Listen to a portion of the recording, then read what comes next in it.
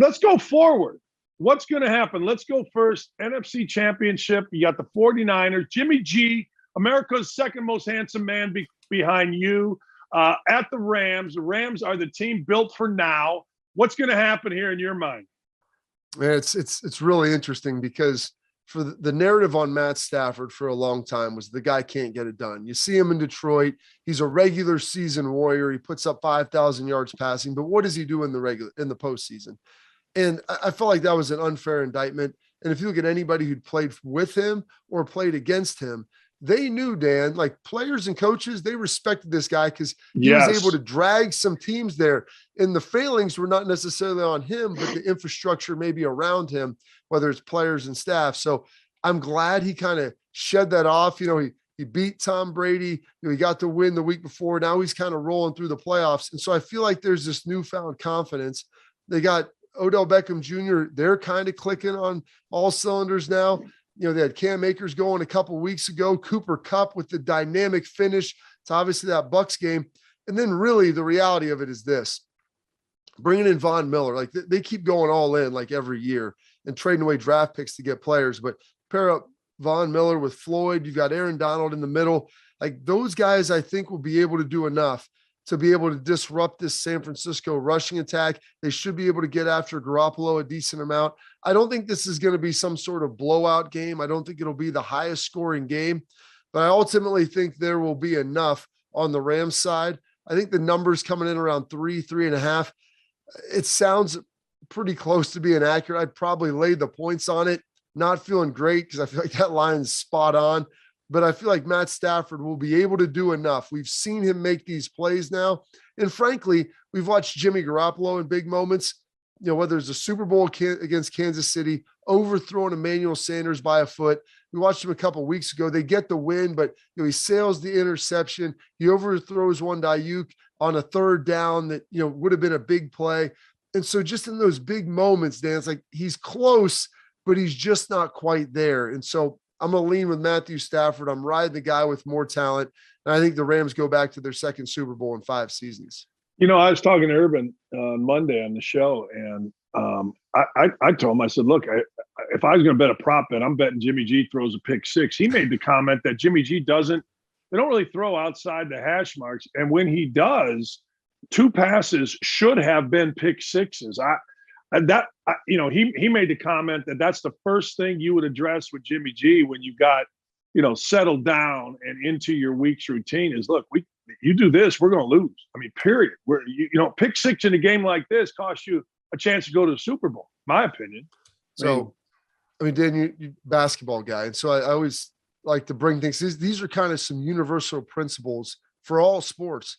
You start looking at pathway to victory. If you're a team that can go out and launch up 63 pointers on any given night, make 40 to 45, 50% of them. Yeah, you can get beat on the boards. You can have a lot of turnovers. Right. You can play bad, but the Niners, they play with really good defense. They run the football, and their passing game mostly is quick game where he gets it out quickly. Like you said, either, you know, short screen passes to the outside or mostly stuff that's between the numbers, or it's all play action, getting him moving on boots. And so they don't have a big pathway. So if he throws that pick 6, that's tough. You look at what the Rams, I mean, heck, I think they had 4 turnovers in that game against the Bucs, but they're so darn explosive on both sides of the ball that they can overcome that. And, you know, it's nice, you know, to have a nice core system of what you're doing. But as a coach, when you look at it and realize, man, if we make one mistake, we're going to be in a really bad spot. It's tough to coach that way. And it's tough to really be aggressive at any point in time, knowing that could cost you. And so it's spot on with your Urban saying that and understanding like there's a much broader path to victory for the Rams than there is the Niners. There's no question about it. All right, in the next game, you mentioned Joe Burrow. Look, man, I'm watching Jamar Chase. That dude, give him the freaking ball. And, of course, Patrick Mahomes doing Mahomes things, particularly with 13 seconds to go. What do you see in this one? Well, I mean, number one, going back to last week, 13 seconds to go. I mean, it was bad situational football. I think Sean McDermott's done a great job. Yeah. You know, I think Leslie Frazier's done a fantastic job in Buffalo, but with 13 seconds, I mean, they've got 3 timeouts. You've got to play. Would you have squib kicked? I think number one, you squib kick it. Even if you just burn a second off, that helps. And then you got to realize they have timeouts. Like, play them tighter, play over the top. Don't give them anything deep. Make sure your guys are 15, 20 yards deep as safeties. But then you got to pressure them at about 10 yards. Let them catch the ball right there, tackle them, but I'll give you 10. I can't give you 20. And they gave up 19 and 25 because they're only going to get 2, possibly 3 plays, but most likely 2. So you've got to make sure that you take that away. Here's the thing for Cincinnati. You look at all their weapons. Jamar Chase, he's phenomenal. Tyler Boyd, good. T. Higgins, good. Uzama, their tight end, good. Joe Mixon, great. The problem is where they struggle is their offensive line. And so you look at this, Joe Burrow last week. You want to talk about a guy that's tough. I mean, he was sacked 9 times, Dan. Hey, Bobby, as a linebacker, does that make you respect Burrow on his own team, right? You're on his own team. Does that make you respect the hell out of Joe Burrow even more?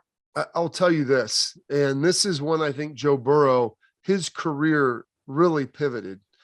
He's at LSU, his first year there. And, they had a decent season, nothing to write home about.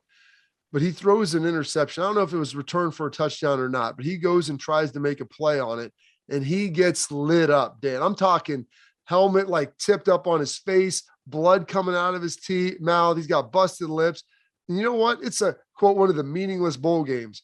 Nothing's meaningless to Joe Burrow. The dude scrapes himself off, heads back in the game, and they ultimately go back and win the game. And so when you see that guy as a teammate of yours, I mean, it inspires you because that's literally the softest position out there on the field. It's the guy that never gets hit in practice, the glamour guy, getting all the commercials. And when you have a quarterback like that, that's just one of the dudes who's a tough guy, who's a grinder, it inspires you. And as a defense, like, man, it makes you play hard. As an offense, this guy, he's going to overcome, maybe getting knocked down. He's going to do everything he can during the play. He'll never slide it out unnecessarily. So 9 times sacked against Tennessee. Last time they played Kansas City, sacked 4 times. So I'm putting the over-under for sacks on Joe Burrow at probably about 5.5 this week. If they hit the under, I think they win. If they hit the over, it's going to be real tough. And, a couple guys who I know we'll get to watch here in a little bit, but Chris Jones and Melvin Ingram, if they can get to him in a big way, like they started getting to Josh Allen, that'll be bad news for Cincinnati.